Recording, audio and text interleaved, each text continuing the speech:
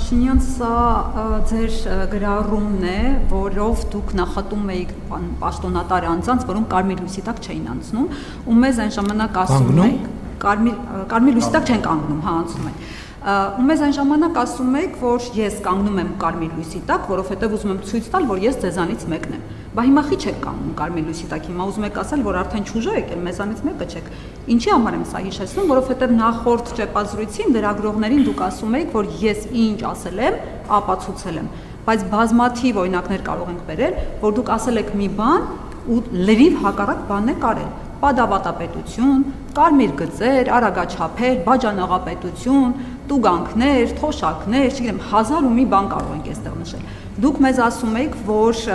նախկին այդ ստոր պաշտոնյաները հանրակրթությունը ներքաշում են քաղաքականության մեջ, ես արմատախիլ եմ անելու դա, բայց ձեր քարոզարշավին հանրակրթությունը ավտոբուսներով, գազելներով բերման էր ենթարկվում ձեր առաջ, ընդ որում բերքարատի կերպարվեստի տեխնոլոգիայի դասատուներ մեզ ասում էր, դե դասերը չեն կարել, կիսատ ենք թողել, որովհետև եկել ենք մեր արևին տեսնենք։ Դուք արմատախիլ չեք արել դա, որովհետև այս անգամ արևը, լուսինը եւ բնական բոլոր երևույթները դուք եք։ Եվ կան բաներ, որոնք դուք ասել եք, բայց եթե հիմա կներեք ատրճանակ պահեն ձեր ճակատին, դուք նույնը չեք կրկնի, ինչ էլ որ լինի։ Ես հասկանում եմ, որ կյանքը փոխվել է, բայց օրինակ դուք մեզ ասել եք սա։ Միայն ռազմական կամ ռազմաքաղաքական հարց լուծելու նպատակ չէ, որ հետապնդում է։ Նրանք մեր Ղարաբաղի Ինչ է կարողացած դրել։ Չեմ հասցնում դրել այդ ինչ։ Դե ադրբեջանա-թուրքական հերոսակախմբերի մասին է։ Հա, ինչ։ Նրանց նպատակը հայոց ցեղասպանության իրենց քաղաքականության շարունակությունն է։ Եվ նրանք խնդիր են դրել հայոց ցեղասպանությունը։ Լսում եմ, ուզում եմ հասկանալ ինչ եք ուզում ասել եւ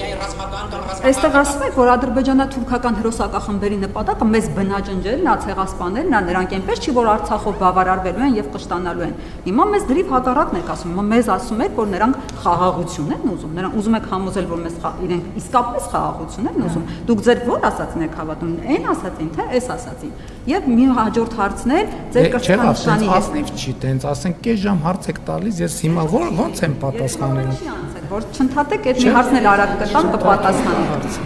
Ձեր կրծքանշանի հետ կապված 2023-ին դուք այդ կրծքանշանի չափսերով կադաստրի վկայականն էիք փնտրում, ասում եք Հայաստանի Հանրապետությունը չունի կադաստրի վկայական եւ ու քանի որ չունենք այդ թուղթը, ցանկացած պետություն կարող է գալ, որոշ պետություններ կան, մեզ ասել ձեր վեշերը հավաքեք եւ դուրս եկեք այստեղից, պիտի հանենք, ցույց տանք այդ կադաստրի վկայականը։ Հիմա հարց գտել եք այդ կադաստրի վկայականը ի վերջո կա, թե չէ, թե հետո կարող է պարզվել, որ Հայաստանի Հանրապետությունը ինչ-որ ինքնական շինություն է ու կարող է քանդվել նաև։ Շնորհակալություն։ Զարմանալի է, գիտեք, ոնց որ Հայաստանի Հանրապետությունում չեք եղել այդ բանից հետո, ասենք ուրիշ տեղ եք եղել, նոր եք եկել։ Բա չեք լսել։ Չեք լսել, որ խաղաղության համաձայնագիրը նախաստորագրվել, որ Հայաստանի եւ Ադրբեջանի սահմանազատման հանձնաժողովների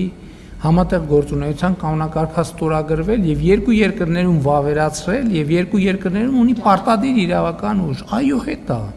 Բայց չեք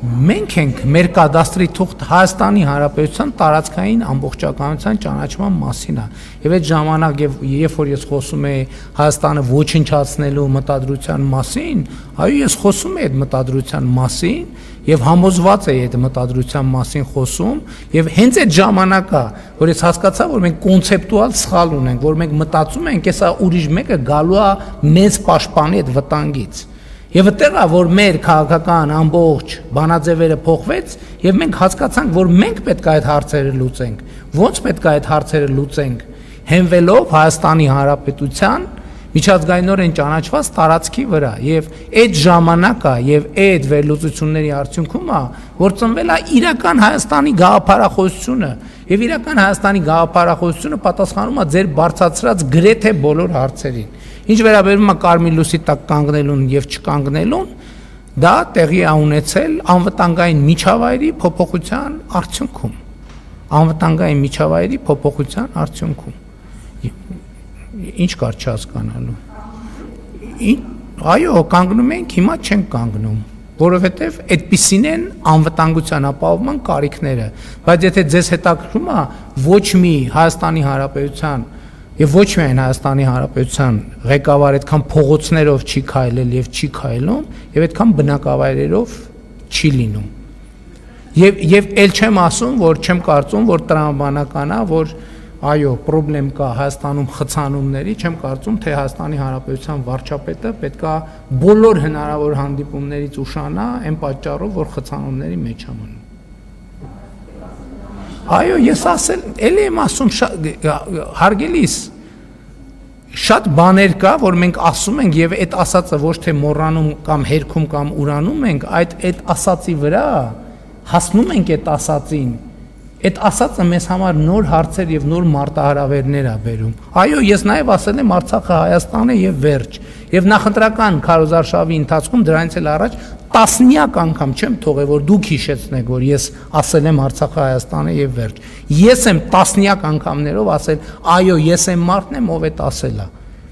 Եվ այդ ասելու արդյունքում է, որ մենք հասել ենք այս կետին։ Եվ սա լավ կետ է։ Եթե չասեի, մենք մնալու ենք այդ թակարդի մեջ, այդ պատանդի կարգավիճակում, որովհետև չէինք հասկանալու տենց էլ լավ ի վերջո մեզ հետ ինչ է կատարվում եւ ինչի է կատարվում։ Շնորհակալություն, հաջորդ հարցը սիրելի։ Հենց այդ ամբողջ մոլորությունը, որ մեզ թվացել է, թե Արցախը մերն է, հիմա կորցնել չկորցնելու հարցն է։ Մենք լուծել ենք Հայաստանը կորցնել չկորցնելու խնդրի առաջ ենք եղել։ Ես 100 անգամ այդ թեմայով խոսել եմ։ Նորից եթե անդրադառնալու կարիք կա, էլի պատե հառիթով կանդրադառնամ։ Էլ չեմ ասում նախընտրական քարոզարշավի ընթացքում դրանից առաջ